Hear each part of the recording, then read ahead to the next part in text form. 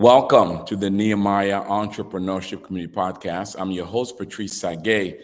I am here with a good friend.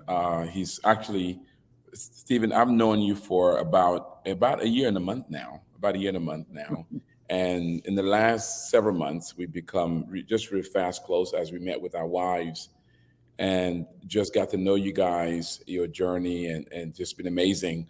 I've asked Stephen to come here on the podcast to talk about his journey towards sustained freedom. Recently, I was with Stephen over his do I call it a beach home over his. It's not a vacation home. It's actually going to be your residence. I mean, that was not your residence, but that's going to be your residence in that area, right? All right. And as him and I were walking around on the beach, um, really the last 2 hours of our visit, we really got some powerful discussion as he shared his story about how he went from being an entrepreneur to where he is now. Stephen founded a company called Heritage, which is a well. Stephen, tell us Heritage. What is it? Because the name doesn't say a lot. What was Heritage? What is Heritage, and why the name Heritage? Yeah. No, thank you. Yeah, it heritage. Actually the name itself came from the long heritage within the plumbing trade. So my grandfather, my uncles, my father, my cousins, were all plumbers, and there's five boys in my immediate family, and all of them are all plumbers. And so we thought Heritage would be a great name for it. And so Heritage provides plumbing, heating, air conditioning, and electrical home service for residential customers. So we don't do any new construction. We don't do any, commercial work or anything like that. We just work for homeowners, fixing their plumbing, heating, cooling, and electrical systems. So the name of the business is Heritage Home Service. I love it.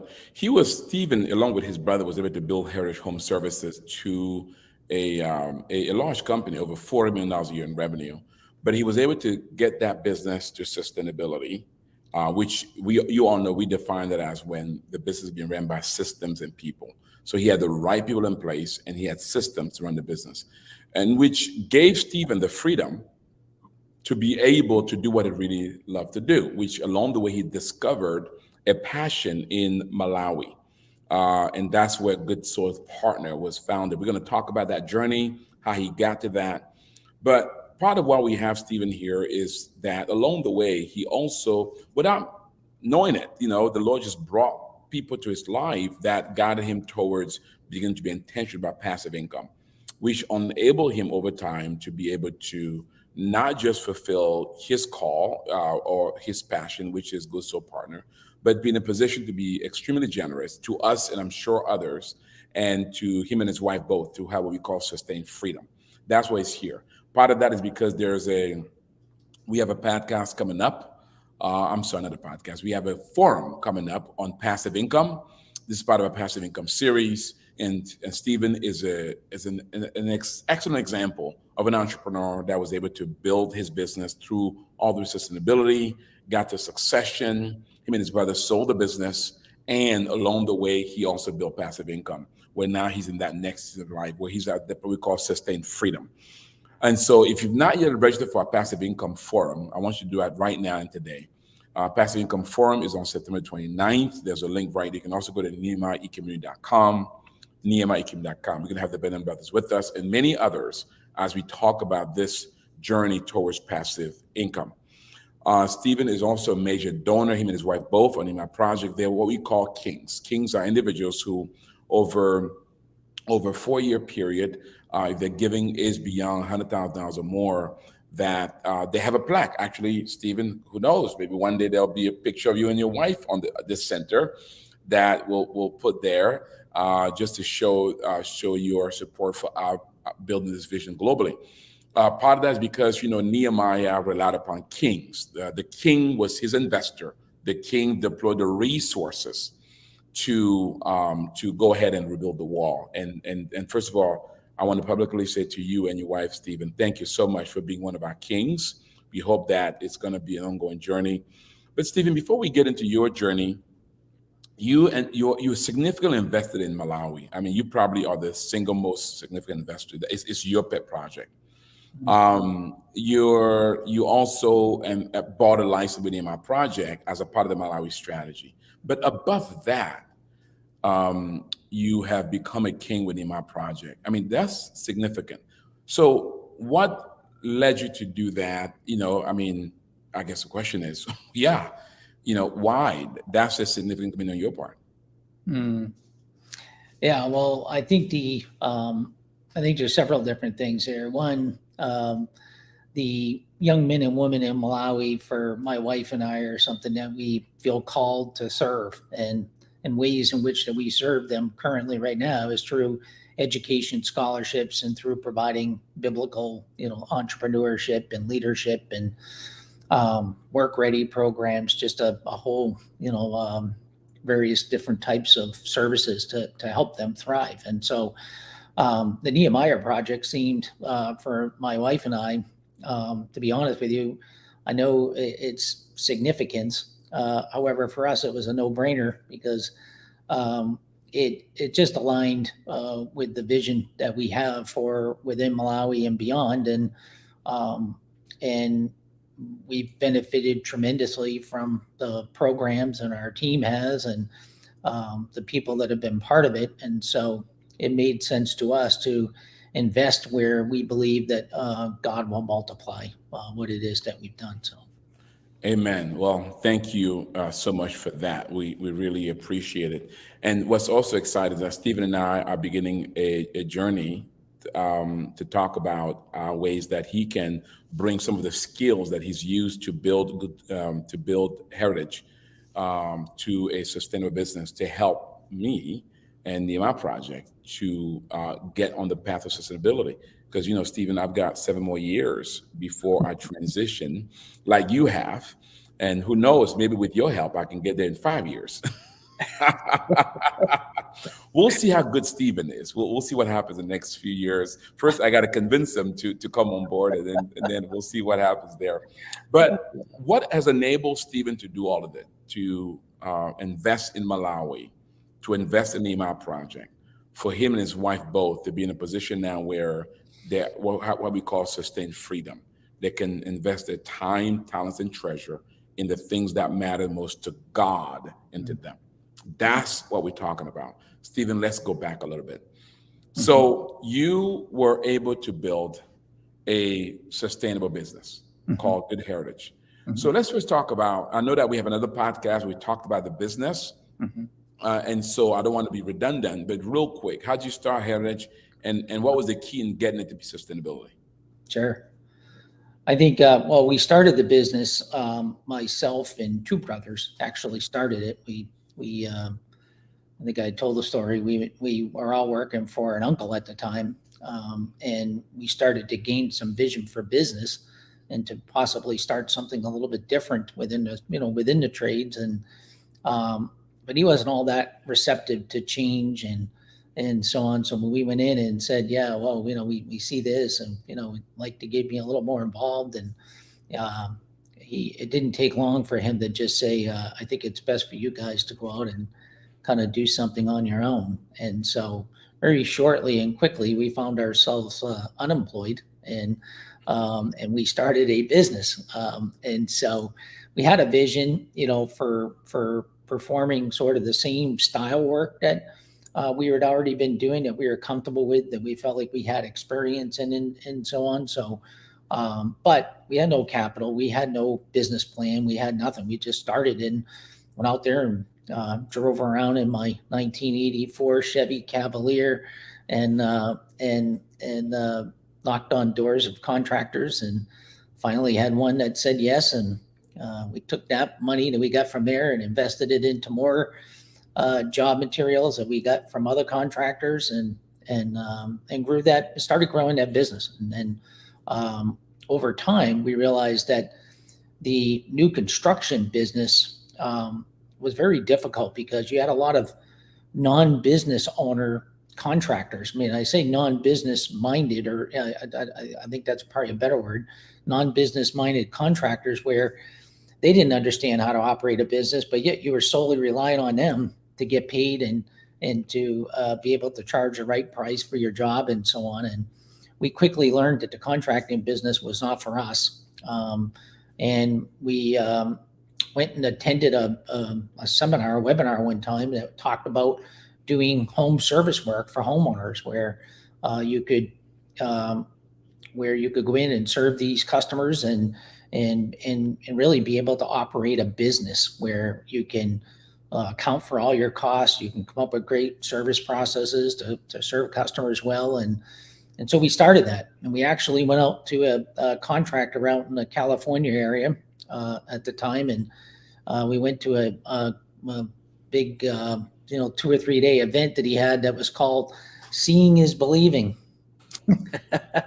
And sounds funny, but basically he was running a service business, a home service for residential contractors business, and very successful doing it. And that really started to motivate us toward saying, wow, I think we got the clear vision now, and let's start, going down that road. And so that's what we did. And through that process, our business started to grow because we started to add value to customers and serve them when they wanted to be served. And we better understood sort of our employee engagement and what things we needed to do there to add value to employees. And as we gained customers and gained employees, the business got to a place where you were either going to,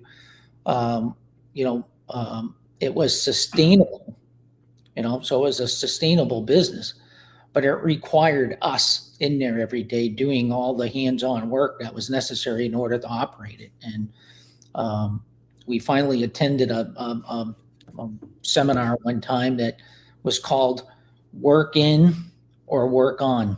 And we decided we got the message loud and clear that if we continued to work in the business, we were not going to develop people that were going to be necessary, and all the systems and everything that were going to be necessary for us to grow it to where others would take over. So, and so we got to that place where we decided to work on the business, not in it. And really that shifted our whole entire mindset. That's really where we started to develop management and put systems in place, and had all kinds of various different meetings, and started establishing some higher level goals, and really looked at our organization chart, and started to look at the rise of middle management and then senior management, and as that process really started to take off 15 or so years ago, it wasn't long before we had worked ourselves out of the daily business and more on working on the business where we could really focus on growth and opportunities and so on. So it's Wow. so that's really what that journey sort of consisted of. But that was a 35-year journey through that process. So. Wow, that's incredible. So how many years did that take when you think about when you started to where you became sustainable? How many years did that take? I mean, the sustainable part, I would probably say maybe that took 7 to 10 years. 7 to 10 years, and that's about the average that we say that should be. So Yeah. So you're sustainable. So Stephen, so we define sustainability as when the business is being run by systems with the right people in the right positions, and that is no longer consuming you, right? Because as you share your story, I'm sure there was a time when you were profitable, but you faced what we call the profit trap, Yeah. whereby you're profitable, but the business is consuming you. You lost your freedom in exchange of profit. But in becoming sustainable, you gain your life back, and now the business, you're now working on the business versus in it, as Jim Conner would put, right? That's So right. is that the same way you define sustainability, where the system having the right people in the right positions? Is that how you define it as well? Yeah. And I would even say, I would maybe add to that thing. Sustainability to us was we had sustained profitability, cash flow. We were, growing at a comfortable margin. But but in all reality, it still took a lot of our influence on a day-to-day basis, Mm. so and so for us, that thing of saying let go of your baby here, That's and right. was just it's a tough process, right? Because you're and but once we did and we hired on the right people, um, it really excelled because those people were I actually love it. probably better at doing what it was that we were doing ourselves. So. What's neat, you're almost suggesting there's almost this different phase of sustainability. Mhm. There's that phase one where you're still managing the business, Right. but you have systems, you have the right people. Phase two, where you have leadership in place that's leading the business, where you are overseeing. Is that what you're saying? That's At that correct. phase, Yeah, you have true sustainability. that's right. So at this point, Steve, you're sustainable. Something happened to you Right. once you became sustainable, where Mhm. you begin to be drawn to something else. Mhm. Let's talk about that. That's kind of where the genesis of Good Soil Partners comes in, Yeah, right? So you now have a sustainable business. It's growing. You have cash mhm, flow. that's right. Now, first, let me ask you. Mhm, Typically, at this time, sometimes entrepreneurs either get bored, mhm, they go start another business, mhm, or they get tired and they mhm, want to exit. right. It looks like for you, it was neither. Yeah, Something else just began to draw your attention. Talk about how yeah, this other baby mhm, start drawing your attention. yeah. No, that's great. Yeah, I think that journey, it was interesting because I loved the business that we had at Heritage. Loved the people, loved the customers, loved our community, and so for me, it wasn't, none of that got old because we were constantly working on getting better. And when you just get better all the time, it challenges you in all kinds of different ways. And so, we grew and expanded into different markets and added different services and so on. So we were constantly doing that, and we got to engage our team members differently and our customers, and so we were always upping the ante on going, how can we add more value to people? And so when you do that, you're automatically challenged within business, and so I loved it. And so there wasn't any, I had no vision for. Leaving the business at all. But in 2010, my wife asked me to go to Malawi on a kind of a mission trip to serve in an orphanage. And me and my family, our two younger boys, and one of our daughters came with us at the time. And we spent 30 days in Malawi. And but the first 3 days we got diverted over to a village before we went to the actual orphanage, and it was within that 3 day visit in this village that the birth of Good Soil Partners actually took place. Because when we got home from that trip after the 30 days, my wife and I had discussed it and said, where do we feel like, God's calling us to, continue to serve within this, or is it something different, or do we feel anything at all? And we just felt really compelled to do something for the people that we seen inside the village to help them with their education. And so we immediately started a nonprofit organization and started to provide education scholarships for high school and as well as college level students. So, and over Wow. time, what ended up happening was we went there and did this, served there for several years, and I think it was 2016 that I started to get a different vision. We went there, and I got back, and I said, I think I got to step down away from this organization. And my wife's like, why would you do that? And I said, I don't know. I just see something a little bit different. I see something that can be done that's different than what we're currently doing. I kind of feel like we're leading these young men and women, sort of to uh, that mountain, but we're not helping them to actually climb. And I said, and I think that there's something here that we could be doing beyond our education scholarships and something within business and so on. I didn't have clarity of it 100%. So I spent 40 days. And I know that, sometimes that's cliche and people will talk about doing that. But for me, it was something where I did it in And I was just serious on just wrestling with God and going, what are you putting in my heart? And over that period of time, I documented a whole vision and mission and so on, and shared it with my wife, shared it with our board members, and pretty much everyone just said, I think we should keep doing what we're doing. So I took off out of that meeting. I said, well, I'm going to go to Malawi, by the end of the year, and I'm going to share this with a few people there, and did that, and went over to Malawi by myself and kind of shared it with 3 or 4 people, this vision that I had. And one by one, they all backed away, said, this sounds like a grand vision, but it sounds like a lot of commitment, a lot of work. I'm not so sure we want to do it. And so they moved on. And so I left, pretty depressed from that particular thing. And that was in 2016. 2017 came, and I still had this vision inside my heart. And so I started to revise it, or just reshape and form some of what the vision was, adding a lot more facts to it, and a lot more things that were taking place within Malawi that I could see how we could improve, and especially on the business side and leadership side of things. And so through that period of time, I ended up redoing things.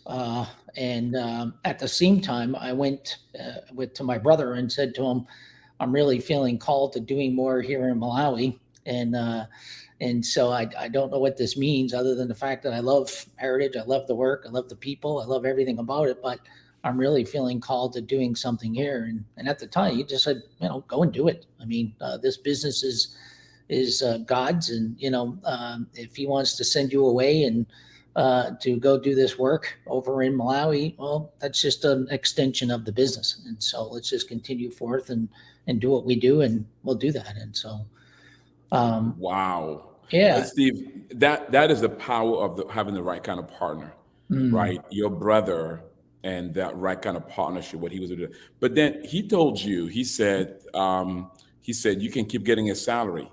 Yeah. But what was your response? So if we fast forward another year, I went to him again and said, I love your thinking. At the time, I did not leave the business at all or anything like that. I had said, I'm going to continue to work here, and I'll just serve on my time that I'm off, and so on, the Malawi mission. And so, but in 2018, I was doing a project, and I was on the road, and I got a phone call from my financial advisor, and my financial advisor said, hey, Steve, how's it going? And so on. I go, oh, it's going good. And he just said, well, hey, listen, I'm calling you because I've got a friend of mine that has started up an organization that's part of this, operation that they're part of. And they, Steve, let me quickly tee this up. This is where Steve got introduced to a concept that allows him to, so now Steve has a sustainable business. Steve is partially in Malawi. His brothers allow him to do that. They're still in business. Now, Steve, without him triggering, his advisor calls him. And what Steve's about to talk about is where he gets introduced to passive income. It wasn't called that. Steve doesn't know that's the concept, but that's kind of what's happening right now.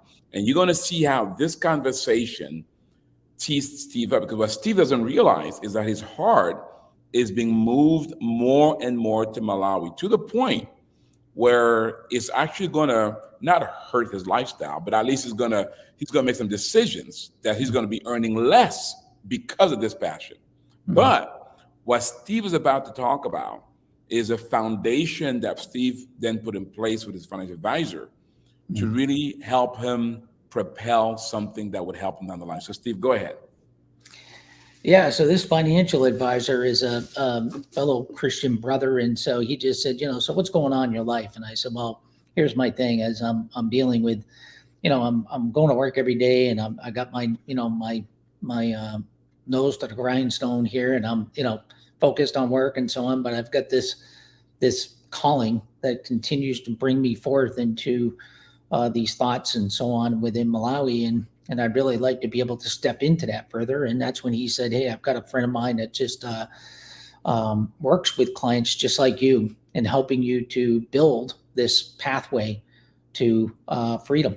And I said, wow. I said, well, let's talk about that. So that's 2018. We did that, and I met with the gentleman several different times. It was a group of them, and so we worked out plans and created all these buckets. I'm going to say there was probably 5 buckets. You fill this bucket like this, and here's why, and you fill this bucket like this, and here's why, and all of this was to over the next 7 years of my work was to be able to get ourselves to from a personal financial thing, from a Malawi missional perspective, was to be able to provide all the resources that were going to be needed to be able to freely step away from this business and move into this organization, but have all the funding there to be able to sustain it and grow it and so on. So, Wow. Wow.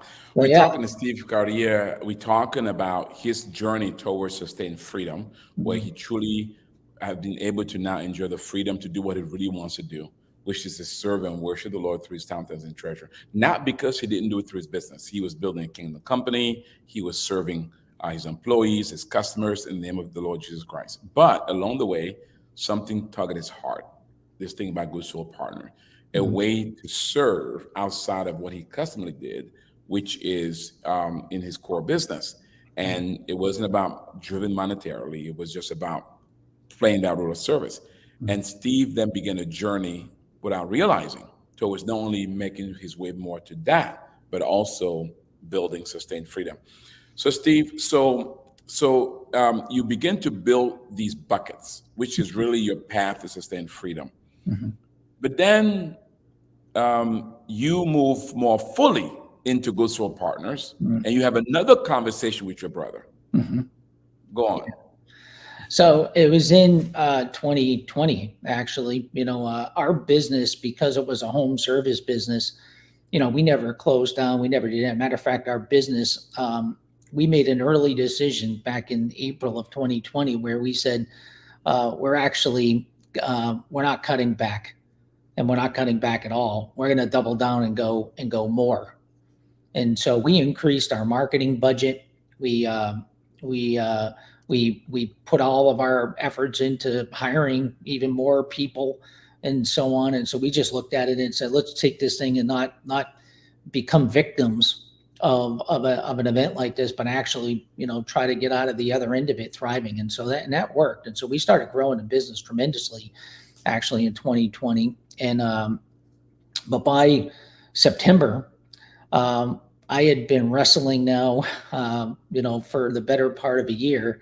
And so I finally went to my brother and just said, I've got to step away, and I have to go and do this work over in Malawi, and I got to serve full time doing this. And so, and I just told him, I said, here's the thing. I'm not looking to get paid, get compensated from the business because just because I'm an owner and I have a right to do that. That money should be used to, supplement hiring someone else on for myself, and for the work that I'm doing there. And, we'll figure things out. I'm still an owner. I'm still a 50% shareholder of the business. And so I can partially live on these, profits of the business itself and just be able to move on. And so, yeah, that was a significant thing. We have kids in college at this point in time. We have we have bills, we have a home, we have everything else. And so it's a difficult decision to make. I felt 100% at peace. I never felt anything about doing that. And so, yeah, so that was a significant move on our behalf to step into this Good Soul Partners. And God blessed it in multiple different ways.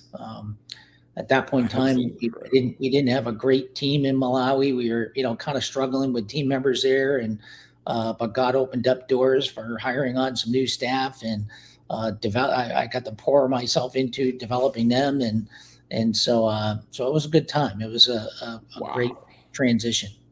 So at this point, you are all in. full time. You're not getting his compensation, which means your buckets, your freedom date has now been compromised because you had a 7-year freedom date. Now Right. it doesn't look like it's going to be 7 years. Am I right? That is Because you're correct. not getting compensation, and so you sacrifice there. Again, we're talking to Steve Cartier about this journey towards passive income, his journey to sustain freedom, which has allowed him to double down on Malawi, good soul partners, to invest in the Nehemiah project, and for him and his wife to be in a position where they truly are free to worship and serve the Lord through their time, talents, and treasure, which is what we call sustained freedom. Freedom, we believe in the Nehemiah project, the purpose of wealth is freedom, freedom to worship and serve the Lord. He and his wife are both, Cynthia, are both in at that stage, and they're really doing it. Now, we're going to have a passive income forum coming up on September 29th. If you're not yet signed up, you can sign up so that it can be a part. You can learn more about how you can begin your own journey towards passive income.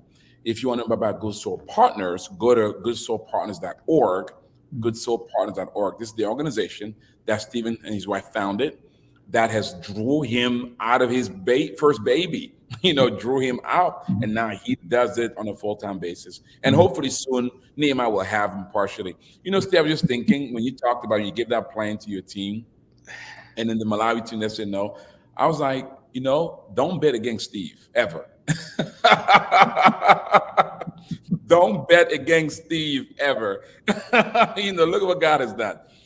So Stephen, so now you have this 7-year plan towards sustained freedom.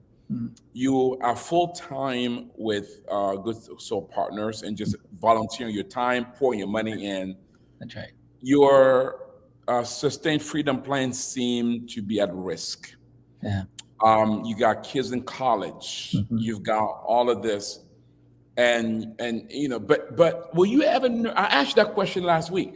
At any point, were you ever nervous and concerned about your sustained freedom plan, about how we're going to make sure all this is funded, about even Malawi? Because yes, you're getting profit share, but it's not like a lot of money. I mean, you have a major vision, and you have a major vision for Malawi. So we are all nervous about how you're going to fund all this. I mean, there's no doubt. It was, I had our weekdays where we would, wake up or get a college bill or get something in there going, okay, we got to make this happen. And by far, I don't want to make it sound like I was some martyr at all or anything like that, because, I had built a healthy business. And so the profits of the business, at the end of a year, were substantial. So it wasn't like it was just a little bit of profit that we were earning. We built a really good business over the years. So the business at this point is kind of funding all of this, essentially. Oh, the business is absolutely funding, a lot of our Good Soul Partner stuff, plus our personal things. So, but within all that, you hit the nail on the head that our financial advisor was a little shocked when I called him and told him I was walking away. And he was like, wait a second now. So there goes our 7-year plan. But, here, let's just. And saying no to salary, which was you had all the rights to take salary, but you said no to it. So something happens along the way, Stephen, that leads you to succession. You weren't thinking about it. It's something just pops up. Tell us about now. You're sustainable, you've scaled, now you have succession. Tell us about that and how that ushers you into this next season of sustained freedom. Yeah. So I think we over the years we had developed a great team at Heritage, and so we knew that there could be succession right within that team that we had built, and as well, my brother Craig, as I was going through this pull and the gravity pull over to Malawi, he was being drawn closer into Heritage, and so it was a really interesting. You were going in opposites, essentially. We were going in absolute opposite things, and so we couldn't have planned it out any better or any different than that, because he really wanted to and sees that vision within Heritage to be something that is, growing and really wanted to steward that business for years to come, and had a vision for doing that. So within that, he looked at a couple of different things to maybe buy out my shares and stuff, to maybe personally finance it and so on, and which we were heading down that particular path. But then he got to a place where he just said, I'm not so sure I want to take on all that debt at the age that I'm at and so on, I substantially discounted the business. So the business was valued at a much higher thing, and it was pretty close to half the price that I was willing to do to make something work for the future and stuff. And so, but it just that just didn't work out. And so we went down a road of a couple other things, and those things just didn't seem to be. So we kind of left it where we were just going to continue forth. I was just going to be a shareholder of the business, kind of a silent one, if you want to say. And then he was going to continue forth doing it. And but then he called me up one day and said, I think we ought to look for a partner, and had a whole bunch of reasons for it and stuff. And we went down that road and ended up eventually finding a partner. And the amazing part about it is that, we had originally had the business evaluated from an outside party. So we had an idea of what the business was worth value wise and stuff. But at the end of the day, there were 70 companies interested in our business. And, we dwindled that thing down to one. And the interesting story about that one that we had all selected, which I had a meeting with these people several years before, and never even knew that this thing was going to come down where this company was the one that was selected at the end. So it was a pretty amazing thing. Oh, God aligned all that too. And but yeah, so now we can fast forward and go. The business transaction happened, and the financial advisors now said, "Well, okay, Steve, you had these. We have these 5 buckets, and you filled them. But they didn't only get filled; they're overfilled. They're pouring over because of this particular transaction and the value that was created within it and stuff." So it was amazing, sort of 3 or 4 year journey where you're saying, I'm not sure where any of this is going.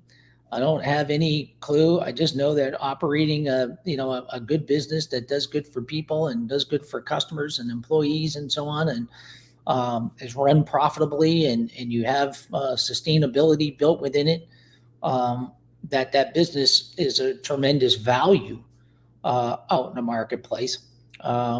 Or even if it wasn't out in the marketplace, it's a tremendous value. So it's just a valued organization. And little did I know that, God was going to bless all those decisions that were made when you have no idea what these things mean to you. And so it was great. It was great. It was a great experience. When you have all these trusting issues where you're saying, Lord, what do we got going on here? Where are you heading? And then you get to see, a few years down the path on what he was doing and what direction he was heading in. So it was a pretty remarkable thing. So. What an incredible story. A biblical entrepreneur's journey to sustain freedom, the freedom to worship and serve the Lord. Mm-hmm. Stephen and his brothers worship and serve God through their business. They got it to profitability. They got it to sustainability. Mm-hmm. And Stephen began to find other ways. He began to expand what I call his worship portfolio, mm-hmm. where he began to include this other thing called Malawi. But that thing does not provide for him. The first thing, the economic engine, was continue to be good heritage. Mm-hmm. And as he was drawn more into it, God began to bring resources to the table to give him insights and wisdom to help him lay a game plan towards sustained freedom. having no idea. He's a young man. I mean, Stephen, you're in your mid 50s, right? I mean, you're not even 60 yet, you know. And so along the way, he gets, just because his brother was being pulled more into the business, he was pulled more out of the business, he just gets triggered to sell. He wanted to be a blessing to his brother Mm. so that he can walk and do what God really wanted him to do. Well, just as he years earlier, I mean, months earlier at least, Right. he released his salary Right. and he kept sacrificing. And here and behold, the Lord orchestrated would sell the business in multiple. That then filled the bucket and overfilled it, positioning him to not only have sustained freedom, but to be able to fully give himself to what God has called him to do. Steve, when you look back at young Stephen and you think of where you are now, Mhm. where you're in a position that some people call it the American dream, but truly this is God's dream, because the American dream is full of debt. It's full of, what you wear, where you live. It's all about bling, bling, bling, bling. This is, you're living God's dream. You are going, like, almost what, every quarter you go to Right. Malawi. You Right. you are you are a CEO for Good Soil Partners. You invest money to help Good Soil Partners. You're an unpaid CEO. You and your wife for Good Soil Partners. Your family are all in. Your son is a donor for Good Soil Partner. So you're all in there. You're using freedom to give into that. You use your freedom to bless Nehemiah project, Mhm. and you use your freedom to be highest and best used for others. Mhm. When you think back at young Stephen, you grew up poor. By the way, watch the first podcast where Stephen told his journey. You grew up poor. Mhm. Did you ever imagine that you'll be here today talking about this? Yeah, I don't, I really don't. I Wow. it's I it's I sometimes,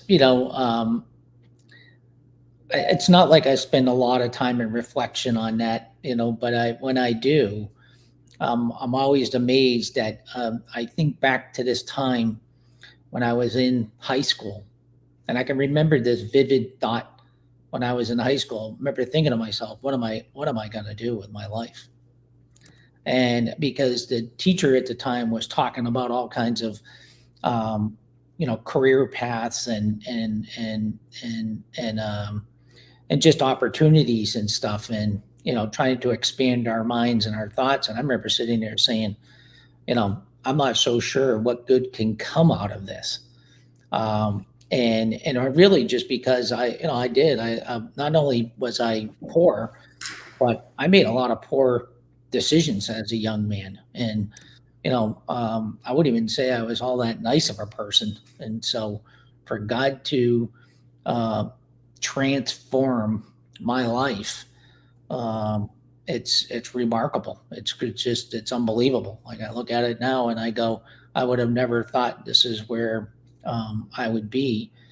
And and so it's amazing work of God inside someone's life, because I couldn't have orchestrated everything myself. Now, with all that, was it a lot of effort and a lot of diligence and a lot of persistence and everything else, on my behalf? Yeah, but God opened up those doors along the way, and I just did everything I could do to keep them open. Right. So. Oh, that is so powerful. I love that, Stephen. What I love about your story, is that many times we credit our goodness and our effort to what we do. But you're saying I wasn't even a good guy. This wasn't, but God sovereignly came to my heart, and as He drew me in, I just responded. That's right. Yes, I work, but it's not about this. Is just so powerful. Mhm. If God can do it with Stephen, there's hope for all of us. And he Mhm. has a beautiful, amazing wife who has her own amazing story. Mhm. Her own amazing story. Let me share this. Let me kind of tease Stephen a little bit. Let me make this statement about Stephen and his wife. So Stephen and his wife, they're so one that Stephen has no clue about the household finances. He makes the money, gives her the check. And Stephen is, I don't know how he lives, but she used to give him a stipend, and Stephen would never spend the money. Stephen, he's right. He's not perfect. He does not. He can't even go shopping. The wife, you are. spoiled, brother. You, Cynthia, I mean, you are a blessed man. I mean, you guys are truly one. And I'm going to have you guys come and talk to our couples in business because I want our couple of business to hear about your story. About a couple who are just so one. And what I love also is that you followed Malawi. You going to Malawi because you were following your wife. That's right. It was all about Cynthia. Absolutely. And look what God has done because of Right. your obedience to honor her. The Lord has revealed to you a greater purpose. Yeah. Stephen, thank you, man. I'm so glad to call you friend and partner. The best is yet to come.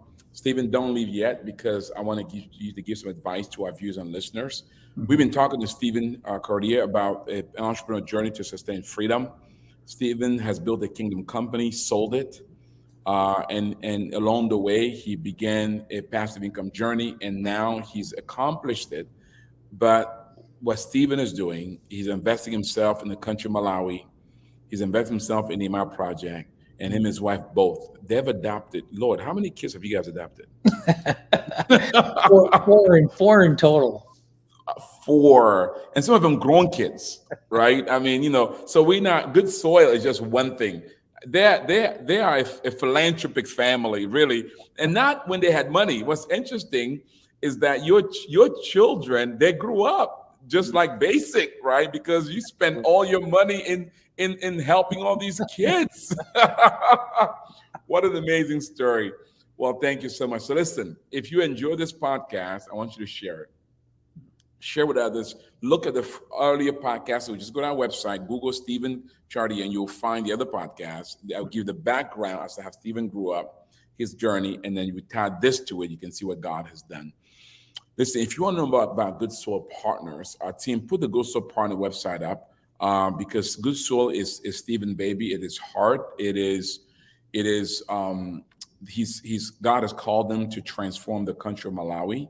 And he has an amazing vision for an e-community center there. Well, actually, he called them the Dream Center, an amazing vision for Dream Center, a multifaceted entrepreneurship and leadership center to support the country and to support the people of Malawi. He's also allowing us to glean from what he does there to replicate in other countries and other parts of the world as well. Go to goodsoilpartners.org, goodsoilpartners.org. There you can learn about what Stephen is doing as he looks to transform Africa. Also, if you want to know more about the Nehemiah project, how we can come alongside you, provide you with training, coaching, access to capital, and now a passive income strategy, go to nehemiahecommunity.com. Maybe you're an entrepreneur. If you're in discovery, we want you to begin to lay out a framework for passive income because entrepreneurs, before you launch your business, it's good to have a strong personal balance sheet. Because when you start the business, it's going to pull from you. Most entrepreneurs have a bad credit about profitability. They have a bad personal bound by credibility because you've invested everything you had into the business. But then when you get to profitability, once you start restoring it, right? To restoring it. Because when you get to succession, the only reason why Stephen was so flexible with his brother, yes, it was partly faith, but it was also because him and his wife have managed their personal finances well. They live within their means, that they paid down debt, they did the things they were supposed to do, so that it wasn't about the money. It was about the purpose. So that's what we want you. That's why we're sharing this story. So you can see a real life entrepreneur who was able to build a sustainable business, sell it, and live to truly walk in freedom. So go to visit us at nehemiahecommunity.com, and there you can learn about the Passive Income Forum, where you will have the Bennett brother. We're going to share a bit about Stephen's stories and other entrepreneurs who are trying to walk out this passive income journey. Before we close, Stephen, so somebody can hear all of this and they said, Stephen, from where you are, it seems easy, but it's been a long journey for you. A journey from poverty to where you are now. Stephen, what's been the key? A kid who grows up in poverty doesn't even think this is impossible, but yet here you are. What advice would you give those who are watching and listening as to, particularly those of us internationally who may also be right now in poverty or have been grown up in poverty and may not think there's there's anything in them that can make them become a Steve Chartier. What advice would you give, Stephen? That's a great question. I'm not so sure there's one thing that I've, would lay my stake in the ground with, but I guess that, if